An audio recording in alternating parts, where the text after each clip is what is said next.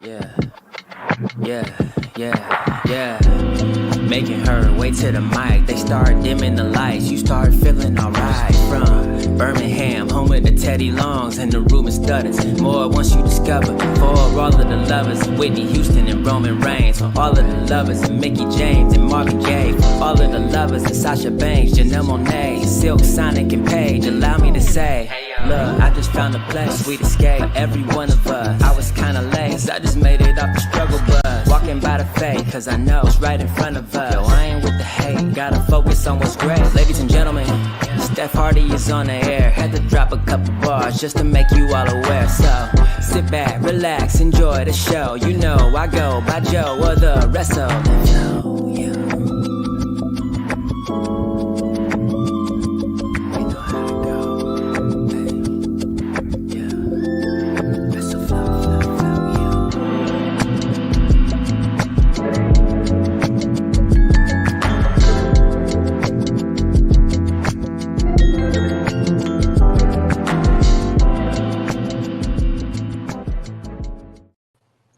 Hey, y'all. Happy Sunday. I almost forgot what day it was. Happy Sunday. And welcome to the Hardy Wrestling Podcast with your girl, Stephanie Hardy. Of course, if this isn't your first time listening, thank you for continuing to support me and for supporting the vibe. And if this is your first time listening or watching, welcome. And I hope that you continue to stay here. And I hope you feel safe in this space where we can talk about all the things going on in wrestling. But of course, this is a different iteration of the Hardy Wrestling Podcast. This is HWP Xtra, where I talk about certain moments in wrestling or certain matches in wrestling or certain series of things that I just want to specifically talk about, because it's a specific time of year, or just because I feel moved to talk about the thing because, I love it. So this is what this is. Welcome to HWP Xtra. And of course, if you're watching live, whether it be on Facebook, Twitter, YouTube, Twitch, everywhere, like, share, subscribe, and tell everybody, your mom and them, about the Hardy Wrestling Podcast, and just continue to support the vibe. And thank you here again so much for so many people who have been supportive over the last week or last 2 weeks now, regarding stuff. But either way, just thank you. I really appreciate it. It does not go unnoticed, but we press on and we move forward. So this is what I am here to do. So of course, this episode is going to be talking about a specific match that I really, really love that took place on my birthday last year. It was the last year of my 20s. And I just have to share, what I had going on in my life.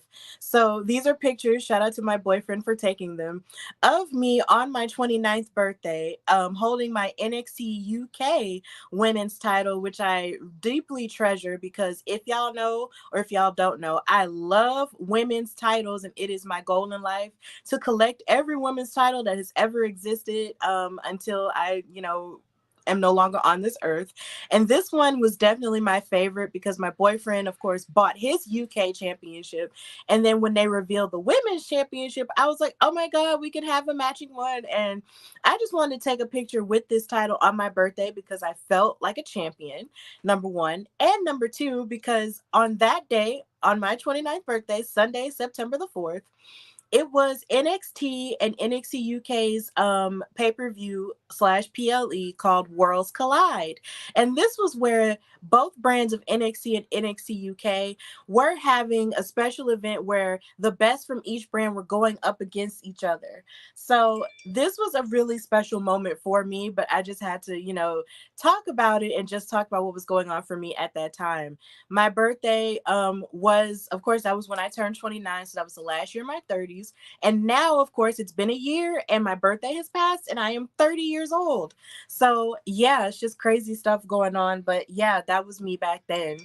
And so just to talk about what was going on during this weekend a year ago, this weekend was, of course, Clash of the of the Castle weekend, which was of course their WWE's event that they had in Cardiff, Wales. And it was a huge wrestling weekend, which have come to be the norm right about now when it comes to wrestling. It's like every promotion always has something going on when it comes when it comes to, you know, certain weekends. And this was definitely no different.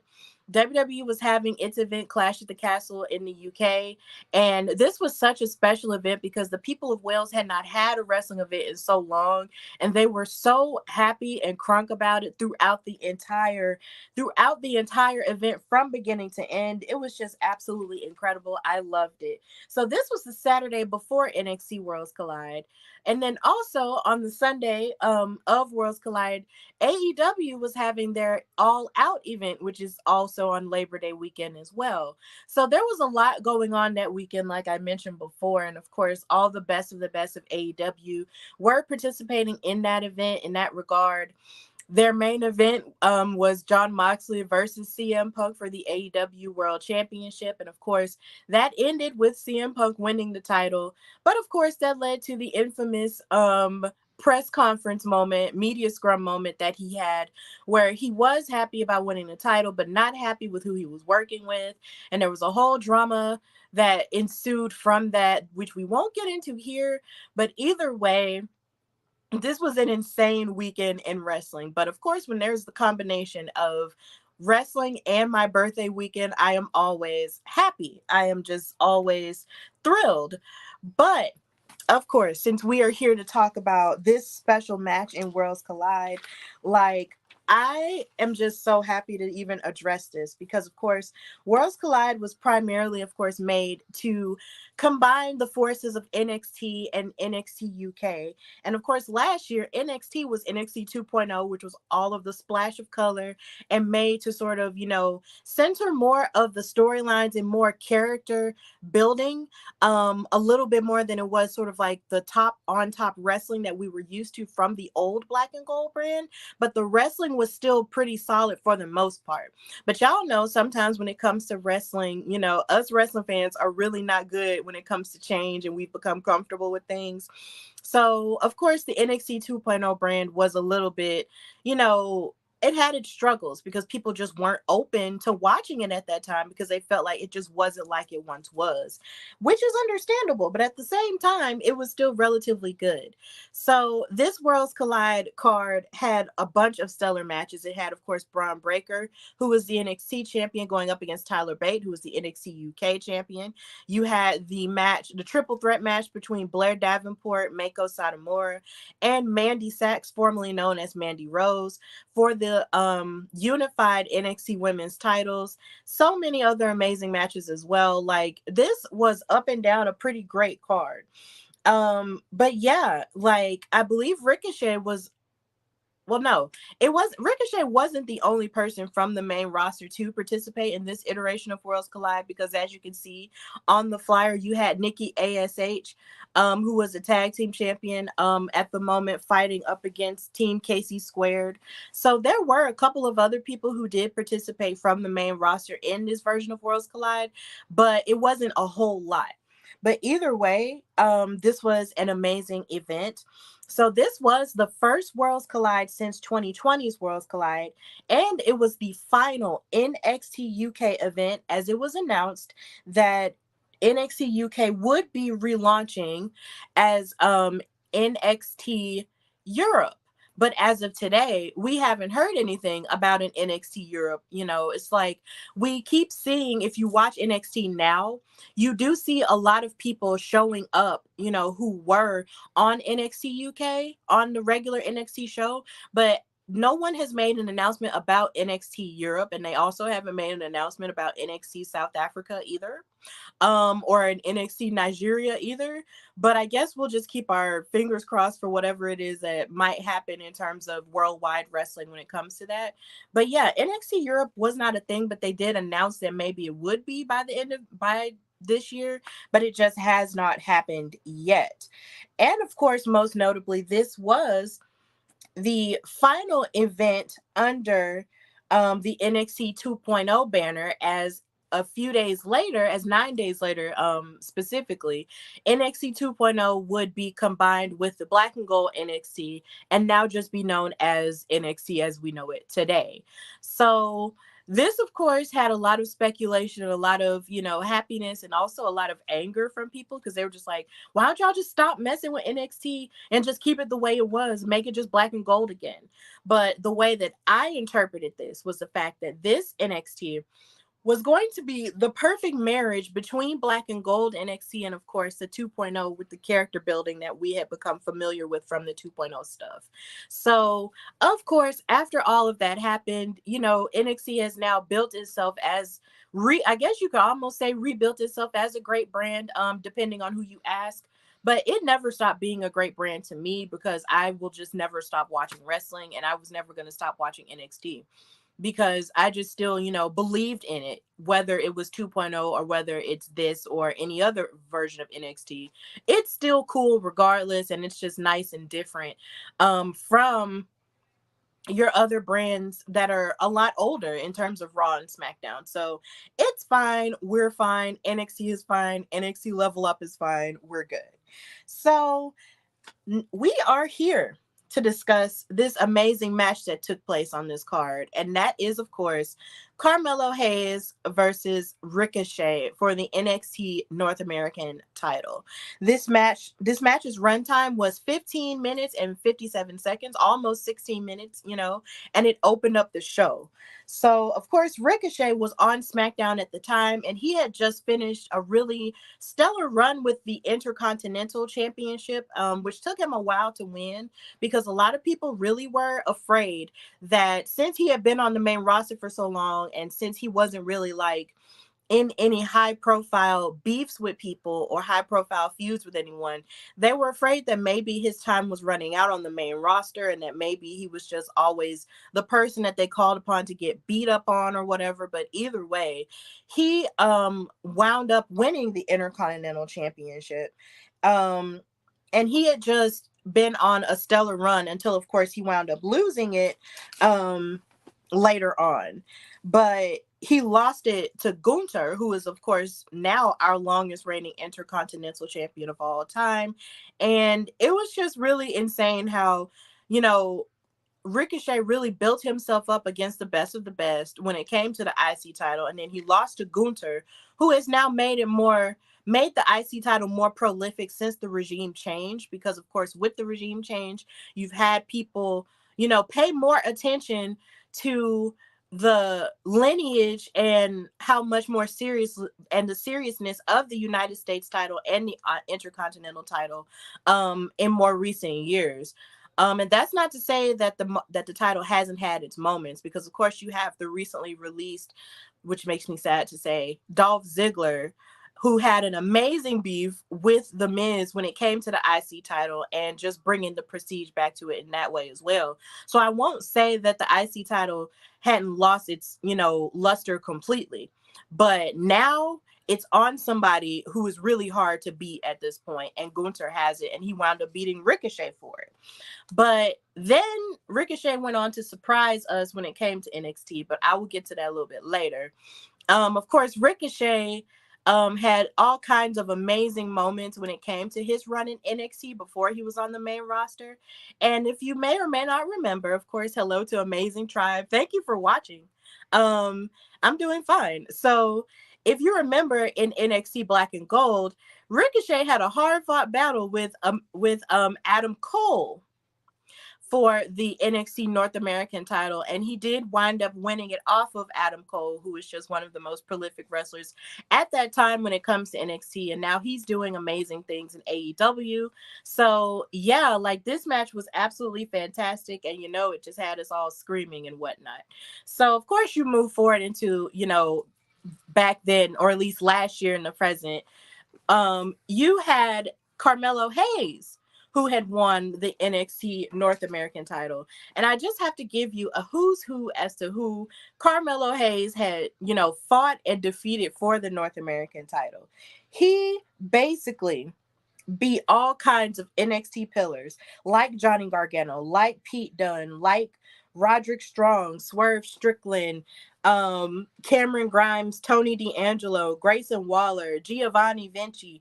Like, Carmelo had been on the run of his life with this North American title, and he would go on to label it as the A championship. And it was almost to a point where, even though Braun Breaker was the NXT champion, it was almost like Carmelo was right there underneath or like right at the same level as Braun Breaker, as sort of like the B champion in a sense, but he wasn't the B champion. In his mind, he was the A champion, and he had raised the North American title to a level of which that you could only assume that later on he would be NXT champion. Kind of like how back in the day, the IC championship was sort of like a stepping stone to be able to challenge for the world heavyweight title or the WWE title on the main roster. That's definitely what Carmelo Hayes did for the North American Championship.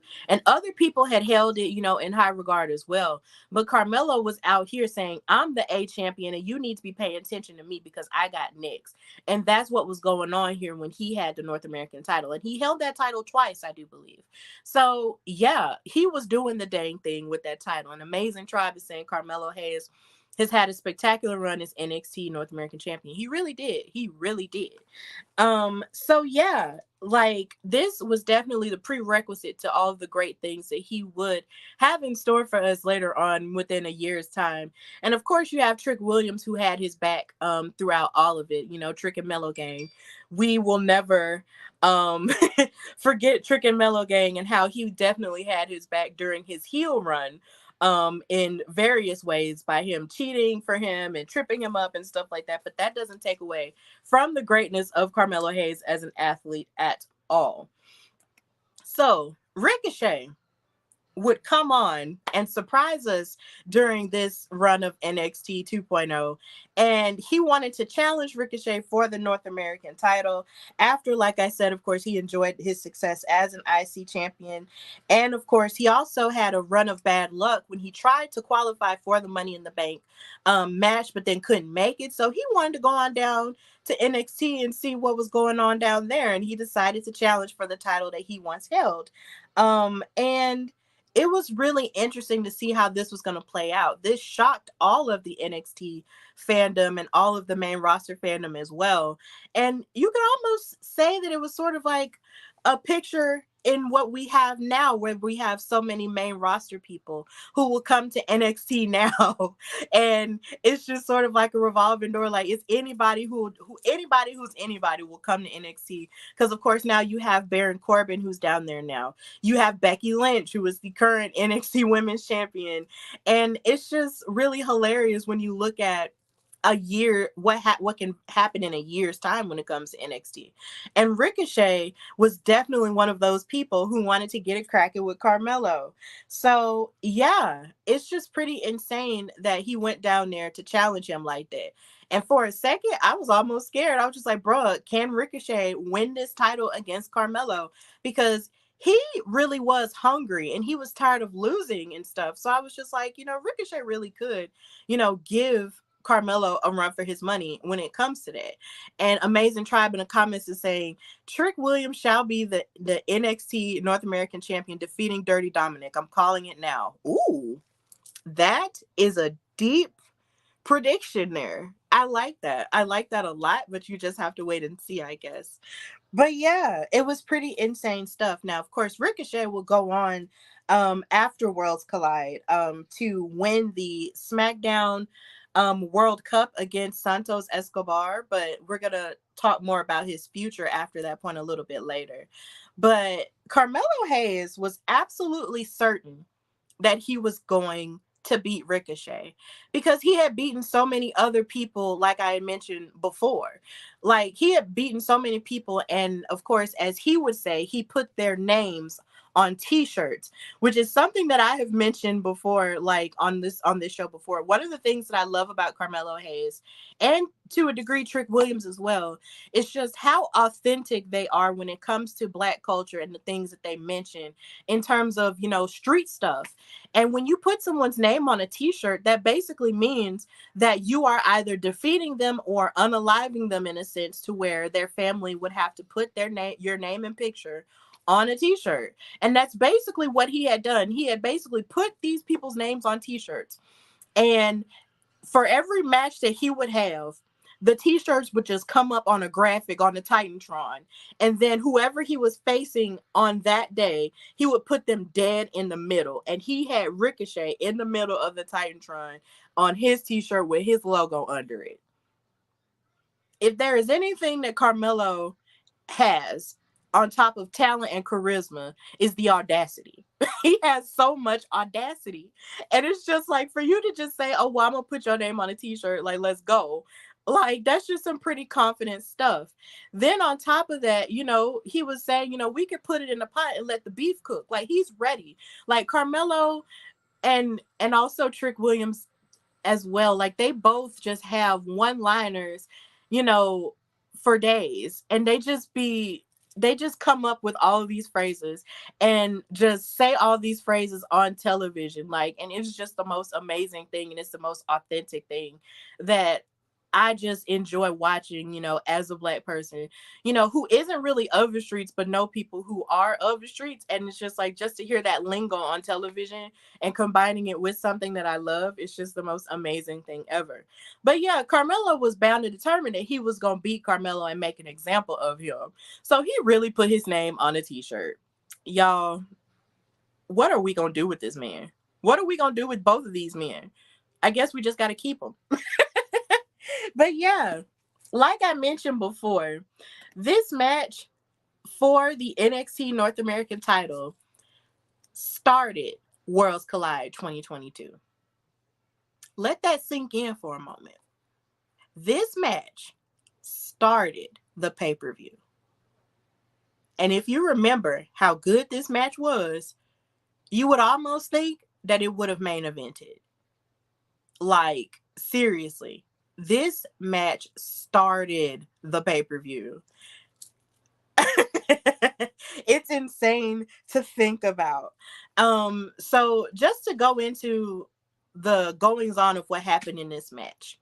Ricochet basically made his entrance, you know, the average entrance that he does, you know, the one and only thing where he holds his hand up and, you know, he runs to the ring and does his flips and stuff. Like, Ricochet's entrance was pretty by the numbers here, you know, and we don't, you know, frown upon a great entrance. And then of course he had on his gear, which was like red and black and white with those amazing tennis shoes. Don't ask me what type of tennis shoes they are, because I don't know. I am not a sneakerhead. All I know is that it's Nike and it's probably an Air Jordan thing. But either way, I am not a shoe girl, but either way, the shoes matched the gear and it was cute. Okay, Ricochet did what he had to do when it came to that gear. But like I mentioned earlier, Carmelo came out with all of the t-shirts hanging in the rafters and had Ricochet's name in the middle.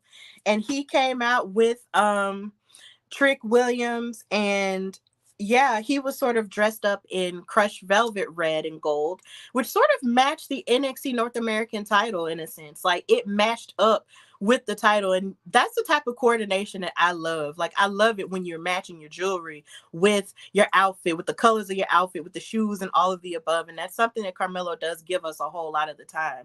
And he definitely even did that during WrestleMania weekend at NXT Stand and Deliver when he came to win the NXT title, dressed up in purple and gold, which was paying tribute to the Los Angeles Lakers because it was in the Crypto.com Stadium, which is, of course, the house that Kobe Bryant built. Rest in peace to him. So all the coordination was on point. And then, of course, Trick Williams came out dressed in red as well. And during his entrance, Carmelo pointed at the Titantron decoration, which was a globe, which is reiterating Worlds Collide, and he pointed to it and he said, "My world." And I was just, rewatching it. Oh God, it's just a slay. Carmelo Hayes is just a constant slay. Everything he does It's just a sleigh, and he pointed at the globe and said, "It's my world," and it was low key giving Scarface, like, this is my world and everything in it. Like, what? Oh my god, I just love him so much. So yeah, and then I will also venture to say that it was amazing. Watching both of these men who call themselves, a one of one or something. Like, Ricochet calls himself, the one and only. And Carmelo calls himself one of one. He's had a necklace that said one of one. And he says, I am him. So you literally had the one and only versus one of one. Like, this is stuff that you just can't make up or can't really just, create out of nowhere. Like, this was how amazing this match was. An Amazing Tribe in the comments is saying Worlds Collide 2022 pay-per-view is definitely one of my favorite from NXT, SmackDown, and Raw collaborations. Yeah, it was really good. I definitely appreciate it. And of course, rest in peace to Kobe Bryant. Yeah. So I definitely can see why it is your favorite Amazing Tribe, because it was just really good. And like I said, this started it off. So it's just this was just an amazing thing to look at on your birthday. So the match started with the traditional lockup, of course. Ricochet was trying to find his base on his knees, or his balance on his knees, as he pushed Carmelo Hayes back and forth. Something that Ricochet doesn't get a lot of credit for is his strength. He Of course, people love his high flying because he flies like a superhero in the air, and he's just really good at it due to his, background in lucha and so many other avenues in wrestling. But a lot of people don't give him a lot of credit when it comes to his strength and how well he can wrestle on the mat as well. And watching him sort of balance off Carmelo, who was trying to like push up on him with his knees, was really impressive. And I was just like, okay, Ricochet, if I get these people mixed up, charge it to my head and not to my heart. It's just both of these men are amazing, and I'm just going to keep going back and forth. But either way, they both tried to grab at each other's waist, both trying to go for headlocks, but then they kept maneuvering out of them like relatively quickly. And Ricochet, kept battling back. He battled back with a hip toss headlock combination, but then Carmelo tried to go for a leg submission, but then of course Ricochet kept up out of it. And beautifully enough, Carmelo actually did the exact same sequence back at Ricochet. It was almost like they were direct mirrors of each other, and how it was like Ricochet was like, oh, well, look what I can do. I can wear you down. But then Carmelo was like, okay, look what I can do. I can do exactly what you just did, if not better. And just the idea that these two were mirroring each other throughout this match was just like, yo, what the heck? Like, it was just out of this world. Like, to see Ricochet come in from the main roster and him sort of think, well, I'm hungry. I'm going to take this title from you because you're young and you're fiery and all of this. But Carmelo was like, no, you're not going to run all over me because I'm the new kid on the block. I can show you better than I can tell you. I can match up with you. And that's exactly what Carmelo did. It was just really insane. So as Carmelo was doing the exact same sequence after Ricochet tried to hit the same leg submission and push him down, like, Carmelo tried to go for a kick and a trip up to Ricochet, but then Ricochet hit a backflip to dodge it. And then they both had a superhero stance as they stared at each other. And that was just amazing. And this was where the NXT crowd started applauding and clapping and yelling for them, because they really were matching each other. And that was just a really cool moment where they were just like whoosh, whoosh, whoosh, whoosh, whoosh. And then boom. And then they're looking at each other like, okay, I see you. Like, that was amazing. I just could not deal with it. So this was how you knew this match was going to be fantastic. Then Ricochet was like, oh, can you hear that? Can you hear that? They're going off. But then Carmelo responded by mushing Ricochet in the face. He mushed him. He was like, look, we're not here for all these moments. I'm here to fight you. Like, come on, let's go. And so Ricochet tripped Carmelo Hayes down. And then Ricochet flipped over Carmelo's back multiple times. And then Ricochet used his legs to flip Carmelo into the ring corner, but then Carmelo landed on his feet and turned around to meet a drop kick from Ricochet. And here again, this gives more applause from the NXT universe. Yes, the roar of the crowd was insane in the membrane. Absolutely. It really was. The crowd was here for it. Now, I know the NXT crowd has been, getting flack a lot of the time this year, but for this match, they was locked in, baby. There was no booing. There was no, oh, this is my fave, that's not my fave. These men and women in the crowd were locked in and ready, baby. So yeah, it was just insane. But then Ricochet chopped Melo in the chest 2 times, and then he kicked Carmelo in the back, and then Ricochet elbowed Carmelo Hayes in the shoulder and kept his eyes on Trick Williams, because of course at this time Trick Williams kept being the X factor in a lot of Carmelo's matches and kept trying to cheat for him, and that was just a whole thing. But Ricochet was like, look, you ain't finna ruin this for me. I'm watching you, bro. So Ricochet kicked Carmelo in the chest, and then they ran the ropes a little bit, but then Carmelo dipped out of the ring to reassess his strategy along with Trick Williams. So yeah, that's what was going on. Yes, Ricochet does have one of the best drop kicks in the business. I agree. So Ricochet has his arm yanked by Melo, but then Carmelo came in for the attack, but then Ricochet goes for a headlock, and then Carmelo grabbed Ricochet's waist, and then they held on until Ricochet wanted to pull on Carmelo's hair.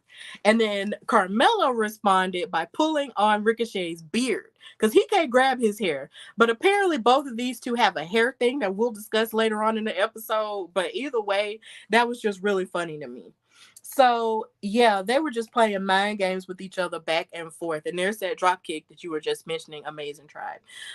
Yeah, Carmelo threw Ricochet out of the ring, but then Ricochet basically tossed himself back in the ring into a baseball slide, and then he got into it with Trick Williams a whole lot more. They started fussing back and forth, but then Carmelo tried to sneak Ricochet, but Ricochet caught him midway and then chopped him twice in the chest with a fan holding his arms backwards for him to chop him. It's bad when a fan will assist in you getting your butt whooped.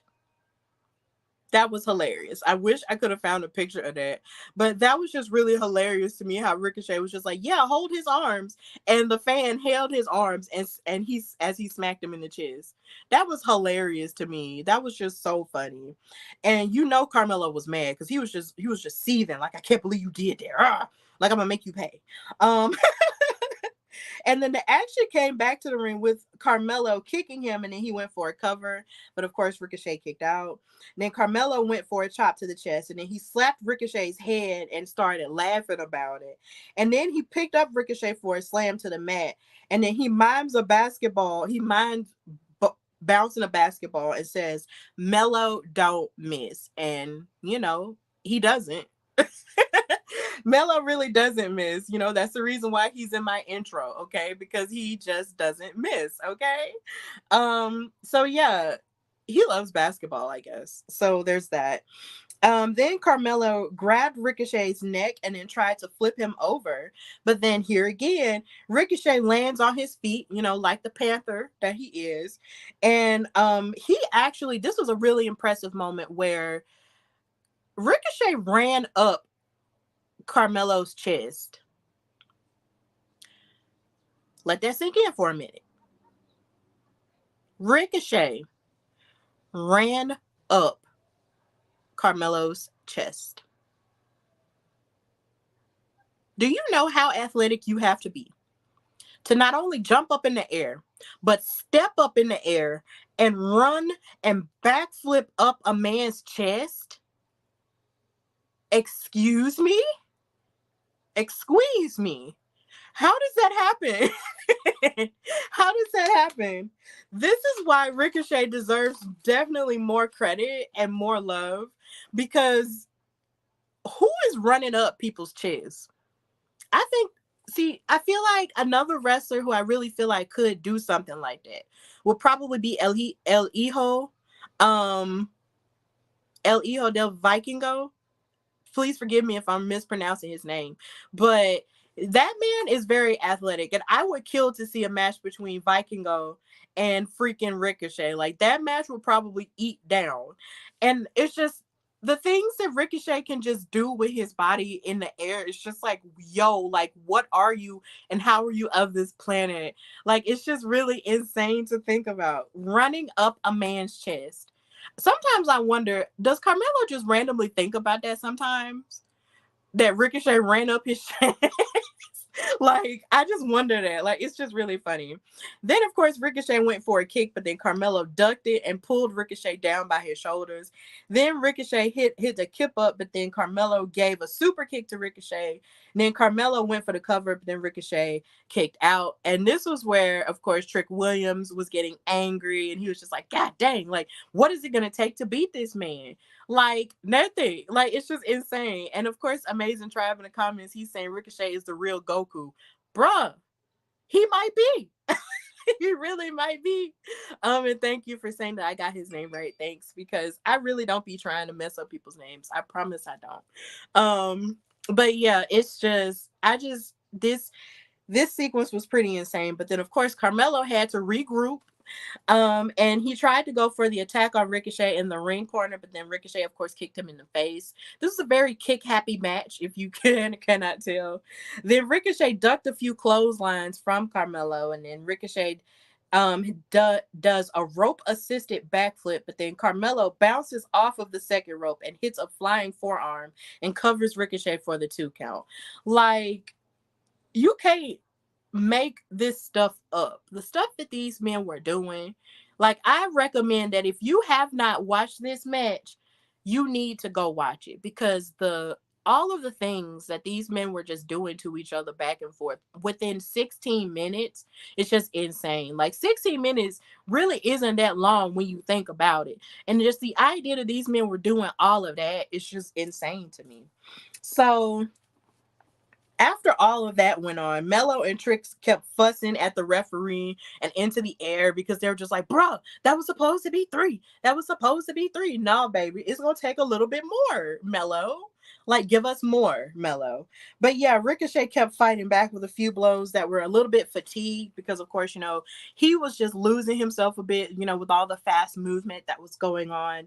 Then Ricochet reversed a suplex attempt by Carmelo by rolling into a double stomp to Mello's chest. And then he got fired up and then gave a forearm to Carmelo against the ropes. And then Carmelo turned around and did the same thing to Ricochet.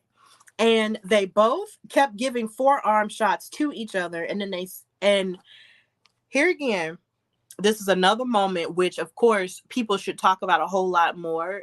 And I'm about to get to it in a few minutes. They gave each other forearm shots to each other, and then they sort of stood on different sides of the ring to sort of give each other some space. And as they were giving each other some space, they just stared at each other in anger. And then they ran past each other, and then they jumped on each other's second ropes and collided into each other in the air and landed on the mat. This is the picture of that moment right here. This gagged the mess out of me when this happened. This felt like a personal birthday present, because like I said, this match was on my birthday last year. This felt like a personal present to me, because I love technical wrestling, I love mat wrestling, I love all of different forms of wrestling, but I love high flying stuff. And this right here got me all the way together. I could not breathe after I saw that. Like, I was just sitting on the couch, just like,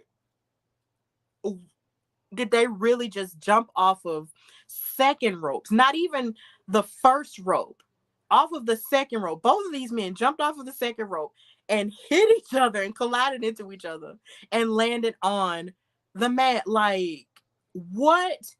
And everybody was chanting, holy ish, holy ish. And they were also chanting, fight forever, clap, clap, clap, clap, clap, fight forever, clap, clap, clap, clap, clap, fight forever, It was insane.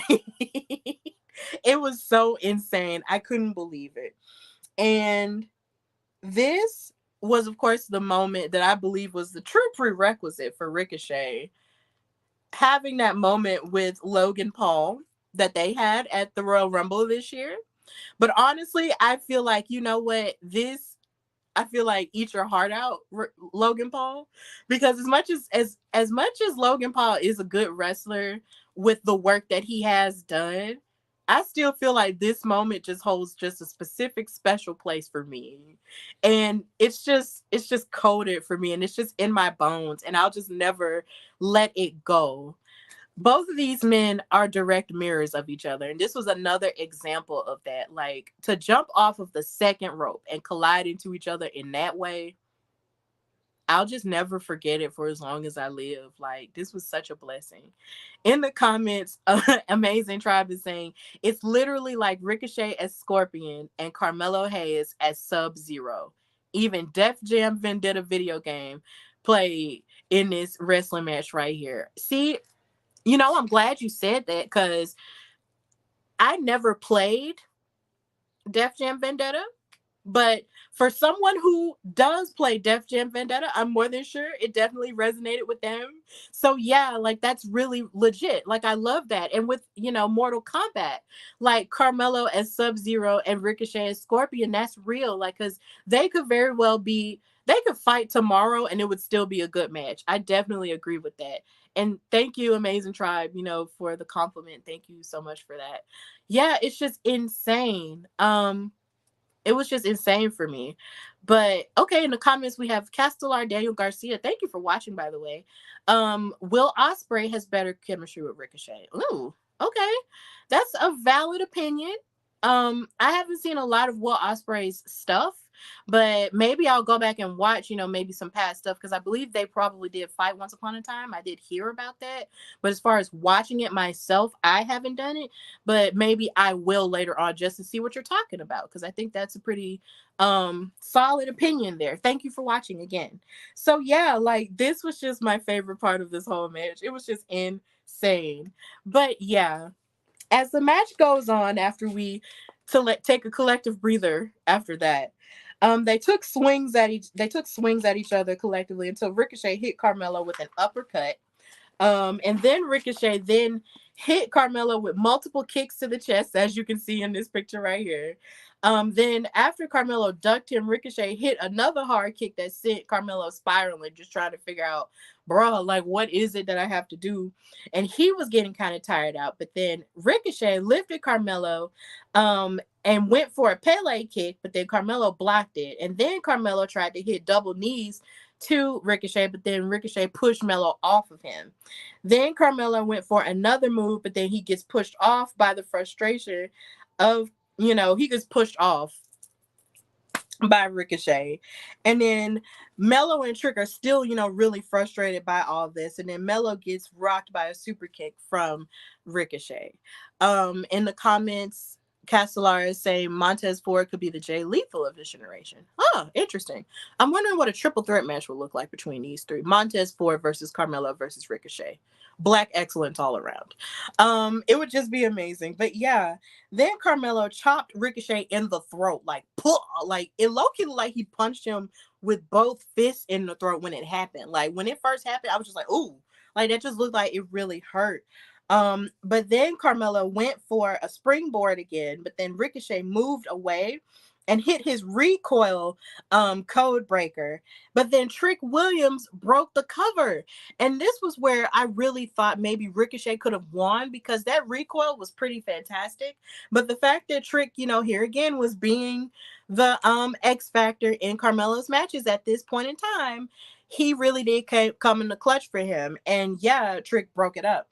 And so Ricochet was so upset that he gave a baseball slide kick to Trick Williams and knocked him clear off of and knocked him sad into the ramp. Like, it was so funny. Like, he baseball slid kicked him, and then Trick Williams, like, the momentum of it pushed Trick Williams so far back, like, you would think that he would have went into gorilla. Like, it was hysterical for me. Like, he was just like, shoo, like, he flew across the ramp almost back into gorilla. It was so funny. I was just like, that is a really good sell from Trick. I liked it. Like, that was a really good sell. That just lets me know that Trick Williams is destined for great things. Because the way he sold that baseball slide kick was like, yo, you literally almost went back to Gorilla just now. It was really, really funny. But this wouldn't be the last time we would see Trick Williams.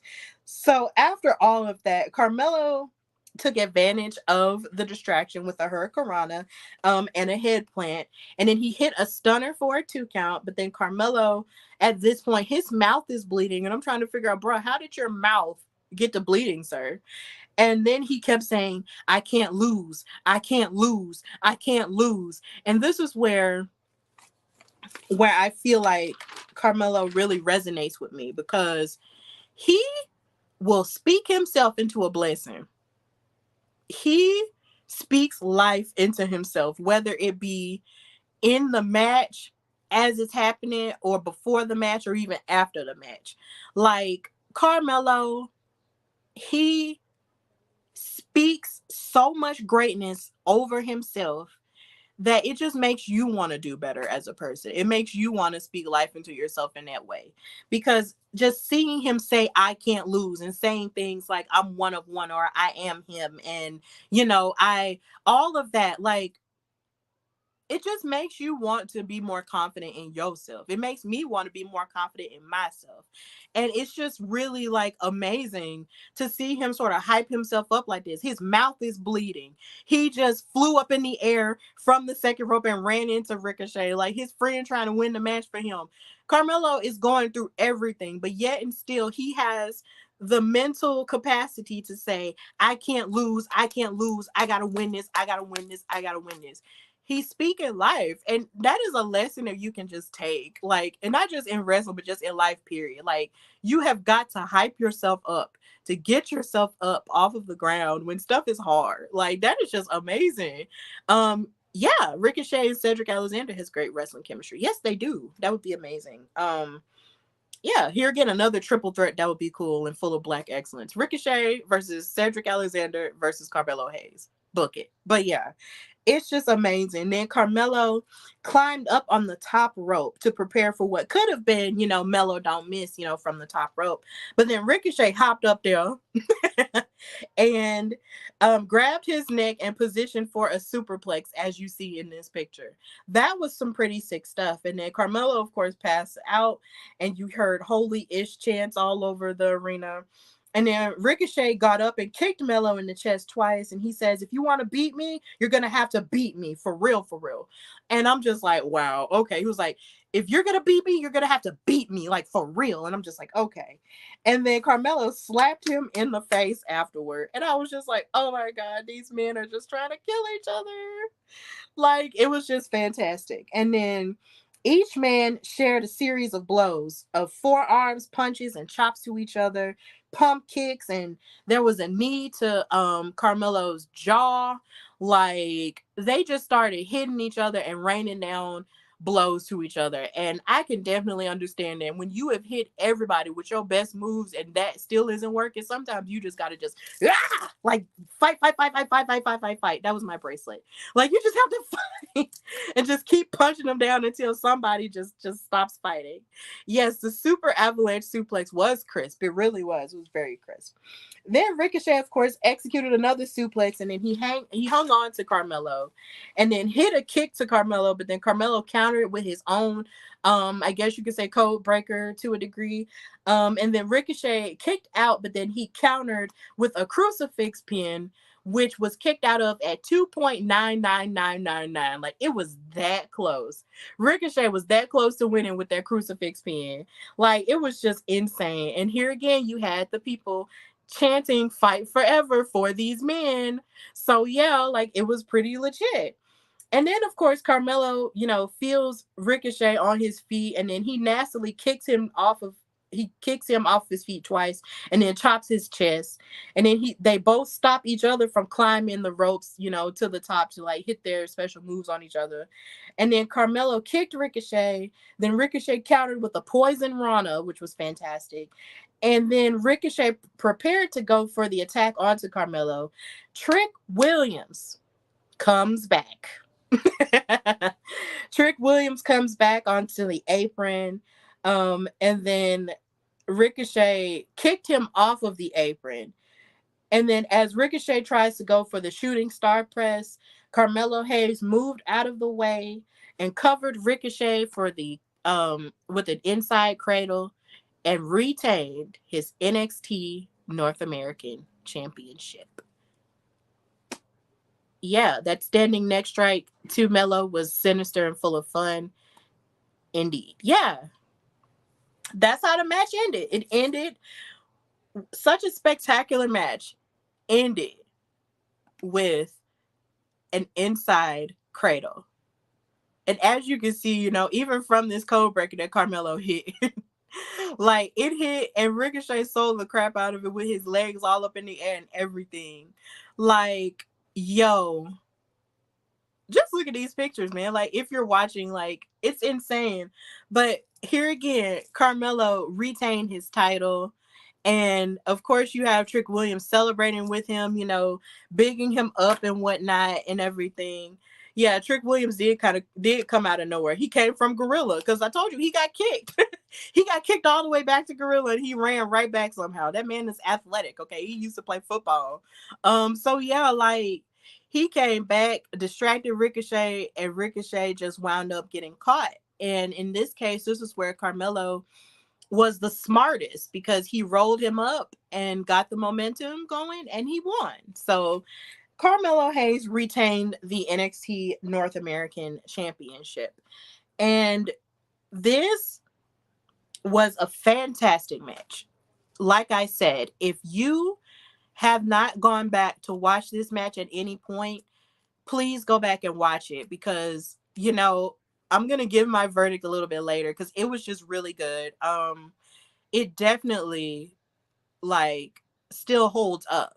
And like I said, since Ricochet had done a whole lot, his resume is about as long as my arm. Ricochet is definitely an icon when it comes to his wrestling career. He's wrestled some of everybody, some of everywhere. And he was ready to try to take the title that he once had off of Carmelo Hayes. But here again, Carmelo Hayes showed and proved that not only that he doesn't miss, but that he can pull your card and wrestle your style back at you and beat you with it. Come on. Carmelo is that guy. Like he showed you. Like, yeah, you might be, you might be an icon and you might have done a whole lot, but I am here and this is my day. It's just like Kanye West said. It's just like, folks talk about back in my day. Well, homie, this is my day. And that's definitely what Carmelo said and proved right here in this match. This is his day and he won this match. The rest of this card had to keep up with that match because this match was the first match on the card. I can't even imagine having to follow that match up. I can't even remember the match that was second on this card. But God bless whoever had to go after that because, they did the doggone thing. Black excellence personified, they did it. Now, of course, we have to discuss where these men are now. Carmelo Hayes has gone on to do amazing things within a year's time because, of course, this was last September. We are still in September of this year. In a year's time, this man has gone on to become the NXT champion like he said he would. He is still the A champion. It's just with a different title, and it's the biggest title, the highest title in NXT. He is the NXT champion as of April of this year because he won it against Braun Breaker at NXT Stand and Deliver. They had a pretty stellar match. I know because I was there. And I experienced that match firsthand. That match was incredible, even though, of course, Trick was there and he was still being, the X Factor, even though now it's sort of changed because we cheer for Carmelo now. Yeah, like Carmelo is now currently the NXT champion. And this moment was beautiful because I when it came to his match against Ricochet, that match solidified my respect and my admiration and love for this man. As a wrestler, like, I love everything that Carmelo Hayes is about. He is so young and he has so much passion for the business. He has so much care um for the business, and everything that he has accomplished up until this point has just been just nothing short of spectacular and just greatness. He is everything that you could want, when it comes to a superstar. Like, he has everything. He has the ooze, he has the charisma, he has the looks, he has the words, he has the belief in himself, he has the work ethic. So when he won this NXT title, I was thrilled. I was screaming. I couldn't stop screaming. Like, if you go on my social media and go back to April and watch what I had going on, like, I could not stop screaming. I was dapping up and giving high fives to a kid, a little black boy at that, which makes it even more emotional. A little black boy at that, who watched him win. Like, he was so thrilled and I was thrilled, for him being thrilled. Like, it was just a beautiful moment. And watching him win, with his logo being, like the Los Angeles Lakers and in Staples Center / crypto.com arena, it was just fantastic. And the amount of things that he has done during his tenure as NXT champion has been fantastic. Because even at Stand and Deliver, him and Braun Breaker made history, because this was the youngest main event to ever take place in WrestleMania history. These two right here, these men are in their 20s and they had a main event during WrestleMania weekend, and they were a part of the youngest one. This took place early in the morning in California. It was like at 10 p.m. early in the morning before WrestleMania night 1. So I was exhausted. But either way, it was just insane to really think about these men being so young but yet making such great history. And then of course you think of Braun Breaker, who comes from a wrestling family. Like, that's just some amazing history there. And they did that. They did that. And Carmelo won that and proved that he is definitely, one of one. It was amazing stuff. And of course, Carmelo has gone on to be even featured on Raw and SmackDown.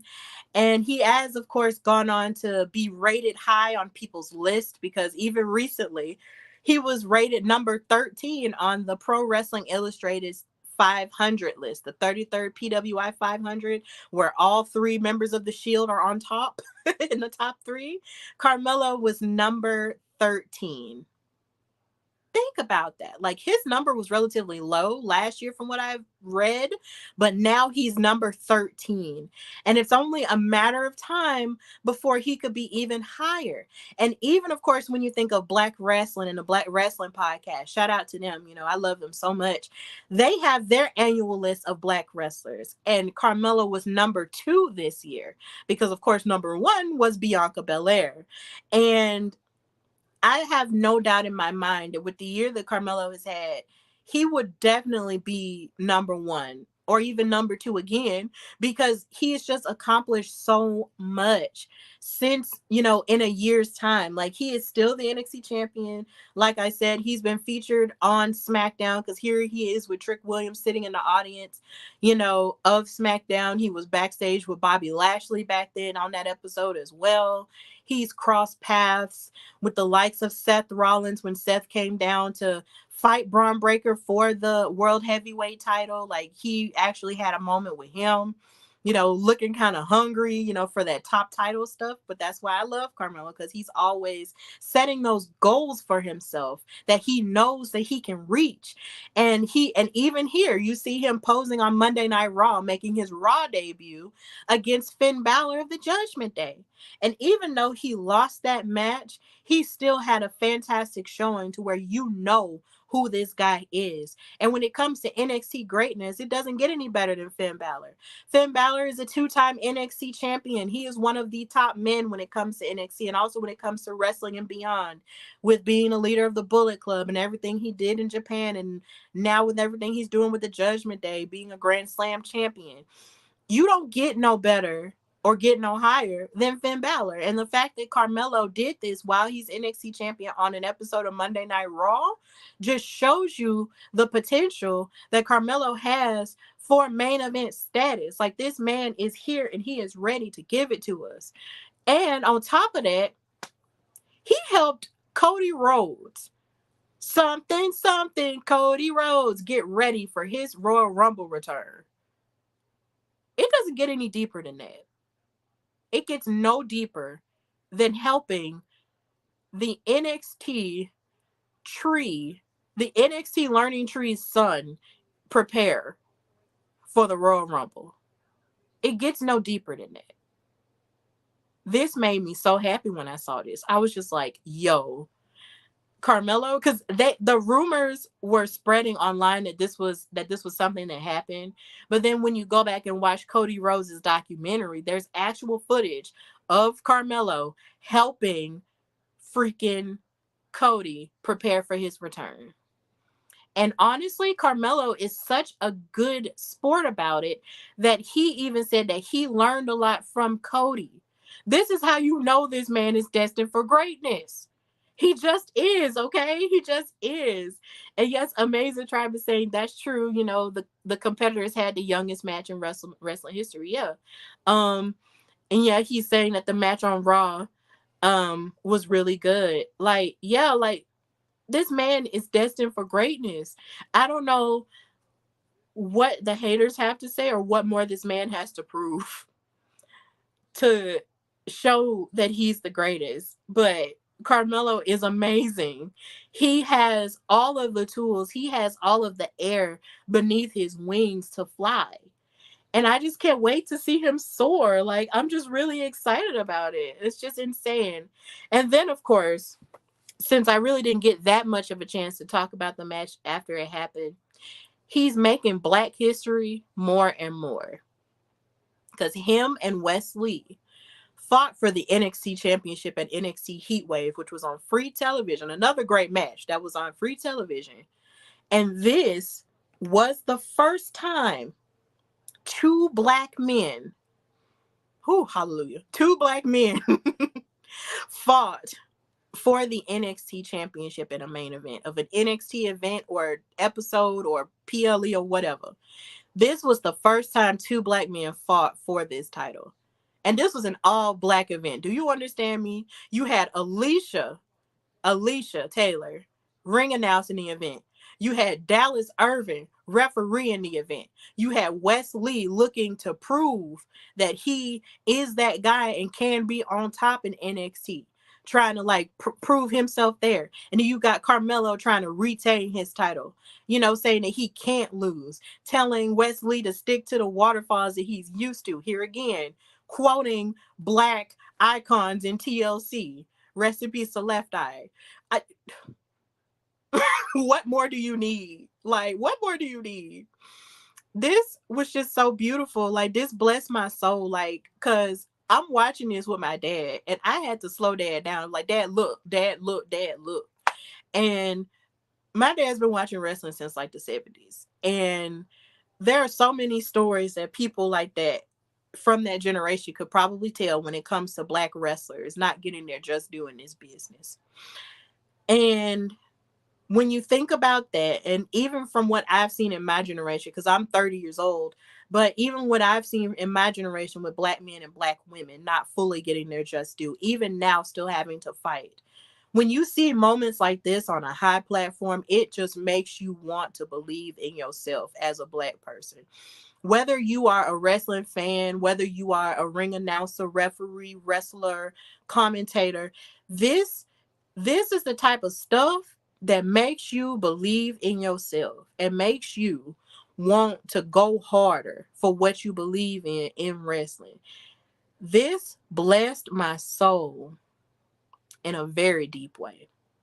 Watching Carmelo be the top guy for as long as he has in NXT, going up against Wes Lee, who is just so excellent, who was a tag team specialist once upon a time, but now here again showing that he can fight in singles competition as well. We don't know his future. We don't know where he's going to go after he's left NXT at this point, but either way, baby, you know that he is that guy as well. Like, this was just amazing to witness and behold. And I would have been okay if him and Wesley fought again. But of course, Carmelo is fighting Ilya Dragunov this coming weekend at No Mercy. But if I was being a selfish person, I would have wanted Wes and Carmelo to fight again. Because, it just resonated with me just watching them fight like this and seeing this picture take place like this. Like, there is nothing that Black people in wrestling can't do. There is nothing that we can't do. There is not a thing that you put in front of us that we can't give. There is not a thing where we don't give 110% is. And even if you don't give us the ball, we gonna still work and take the ball somehow and shoot it and make our own ball and make it work. This is living proof of that. And I'm just grateful. I'm just really grateful that in 30 years of watching wrestling at this point, there is so much history that I have witnessed, and this is one of those things. And I'm just really grateful for that. And if I keep talking about it, I'm gonna start crying. So yeah, like, it's insane. But with all the things that Carmelo Hayes has done, you also have to look at what Ricochet has done. Ricochet finds himself in the middle of a feud between Shinsuke Nakamura and Seth Rollins for the World Heavyweight title. Ricochet has basically been helping Seth Rollins sort of fight him off when it comes to being there for Seth Rollins and everything like that. But either way, he's still in a good place because at SummerSlam, he did have a great match with Logan Paul. And like I mentioned earlier, he did win the SmackDown World Cup that took place last year, which really made me feel like they were just doing that to sort of be a part of the spirit of the World Cup that was going on last year in soccer. And so, yeah, they did a World Cup and Ricochet won it, and that's a pretty cool thing. But it's so funny that World Cup looks exactly like that Best in the World trophy that they had. That Shane McMahon won at Crown Jewel that time. But either way, Ricochet won it, and he is still, succeeding in his own ways as well. Of course, him and Logan Paul had the recreation of that moment, except they sort of hopped off of the first rope and not the second rope to collide into each other into the air, which led them to have a viral moment and also a match at SummerSlam where Ricochet really did a fantastic job. But it disappointed me because Logan Paul cheated to win and then tried to rub it in Samantha Irvin's face to have to announce him as the winner. Like, that made me so upset. I was just like, oh my God, Logan Paul, you did not have to bring Samantha into this. This is a Samantha Irvin stan account. So we will not tolerate any disrespect to Samantha and Ricochet's coupling, of course, because they're engaged. And I can't wait to see what that wedding is going to look like. I hope she sings to him or something. But either way, like, that was just real rude on Logan Paul's part. For him to cheat by hitting him with brass knuckles, I was so upset. But either way, the match was pretty good. Like, and of course, in the midst of all of that, he's also been in a tag team with Braun Strowman. And he lost his Money in the Bank opportunity to Damian Priest. Like, he almost won it, but he wound up getting knocked off by Damian Priest, who is now Senior Money in the Bank with Judgment Day and also carrying around tag team titles. Like, you really have to have strong arms to do that. But yeah, that's what he's doing. And Ricochet, of course, was number 16 on this year's Black Wrestling Podcast 50 list. So congratulations to him for that. And he was number 149 on the PWI 500 of this year. So he is still very much accomplished and doing what he does best in the ring, whether it's him being in the middle of a feud or him having his own feud. He definitely gives it his best. But before I get out of here and finish talking about it, there was a little bit of a moment that Carmelo Hayes had this week on The Bump, where, of course, he did tour the original WWE headquarters and got to, smell the rarefied air of the WWE network and stuff like that. But somehow or another, him and Ricochet had a little bit of a tiff on social media, on Twitter, going back and forth between each other when it came to each other's hair. Because, of course, Ricochet is bald. And I believe Carmelo Hayes talked about it a little bit on social media, just talking smack. And of course, the week before, Samantha and Ricochet were on the bump together, and they actually said, yeah, around the time Ricochet was Carmelo Hayes' age, he's like 29, he started losing his hair. So Samantha was telling him, yeah, so you might want to hang on to those, cornrows for as long as you can. But we love interacting with the fans. We just love it. And then this was also where Samantha was also getting her lovey-dovey stuff on, because she was talking about how she prayed to God for a gorgeous man who would treat her right, who, isn't Adonis and has the body of a Greek god, and that he blessed her with Ricochet. And I thought that was so sweet, because I'm just like, yeah, girl, I know about them prayers. I know about them prayers for the right significant other. And let me tell you, the Lord provided. The Lord will give you what you ask for. And he did that with me too. So I get it, Samantha. But yeah, they was throwing shade at and Carmelo Hayes, saying that maybe one day he would actually go bald. To which Carmelo responded and said, yeah, I love that I asked Ricochet a question and you had your fiance answer the question for you. And Megan Morant were like, oh, they were like just throwing barbs back at each other.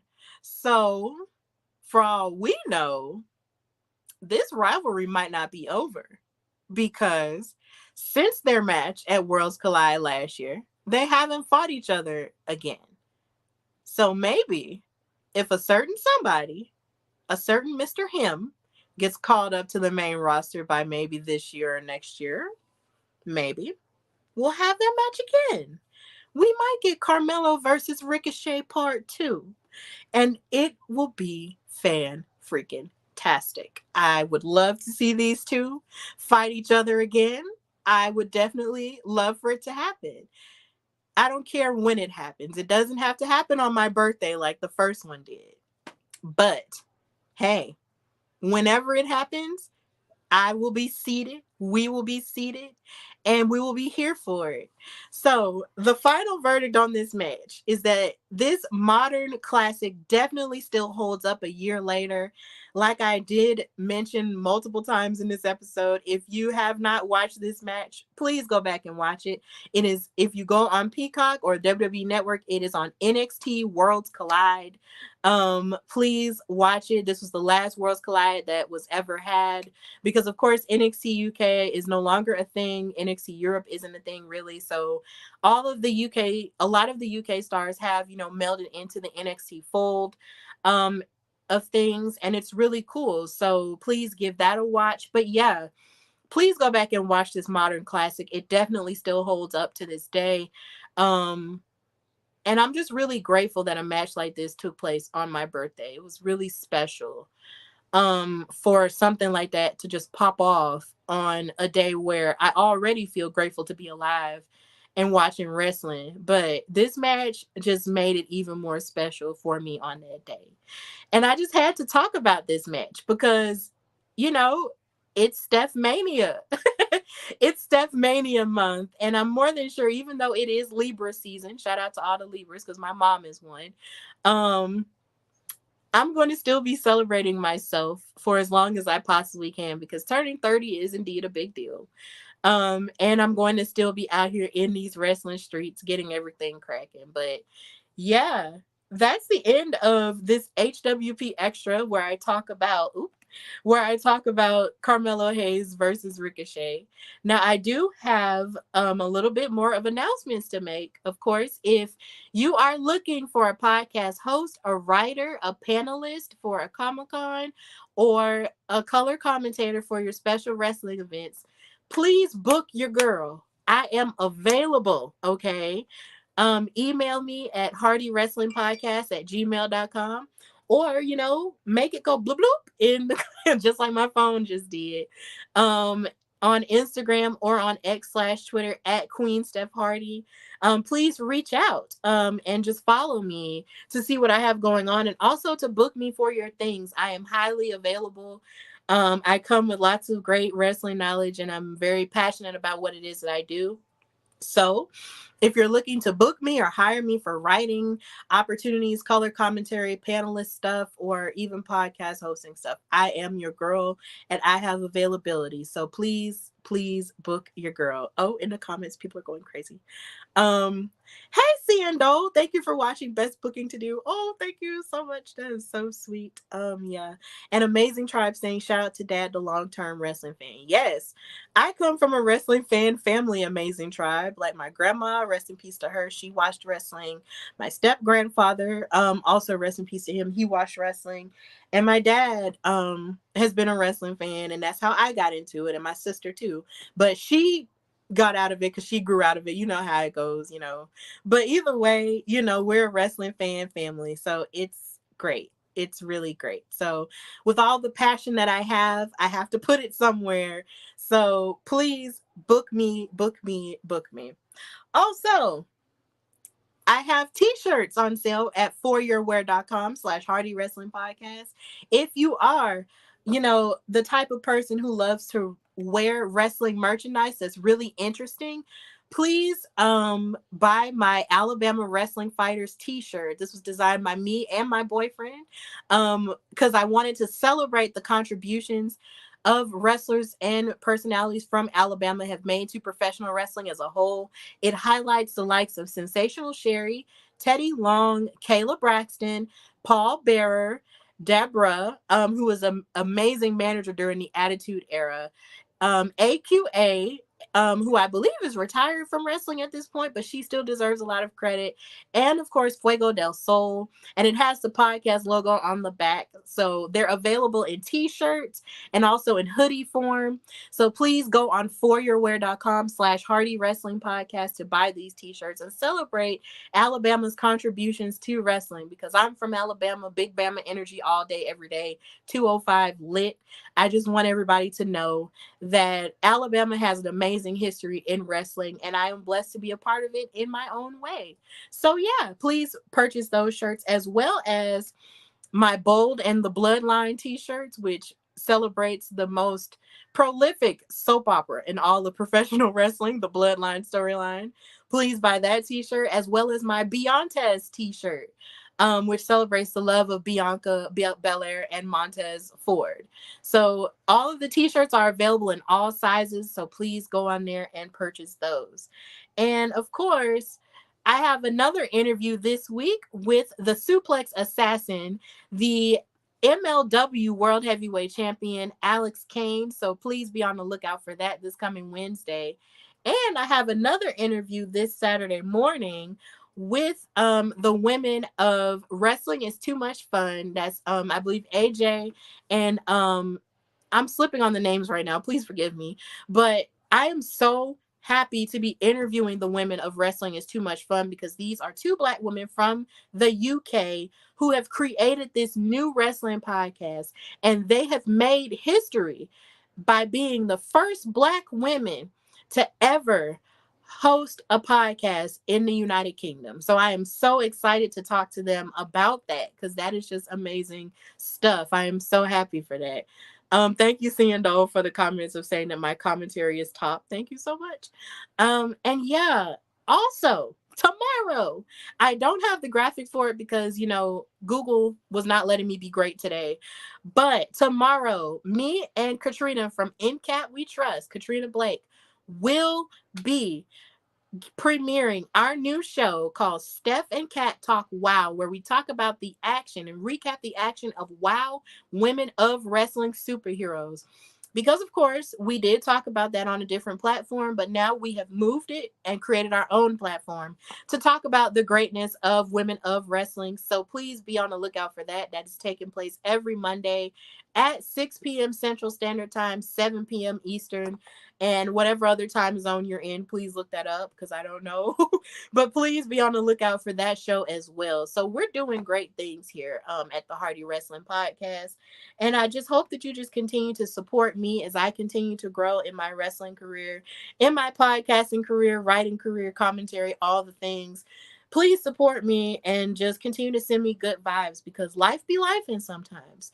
But as long as I am surrounded, you know, with love and positivity, and that's all that truly matters. So, with that in mind, thank you guys so much for watching this live episode of HWP Extra, where I talked about Carmelo versus Ricochet. And until the day we actually get to see them fight each other again, thank you guys so much for supporting the show. And until next time, which will be tomorrow, y'all see me tomorrow. Bye, y'all.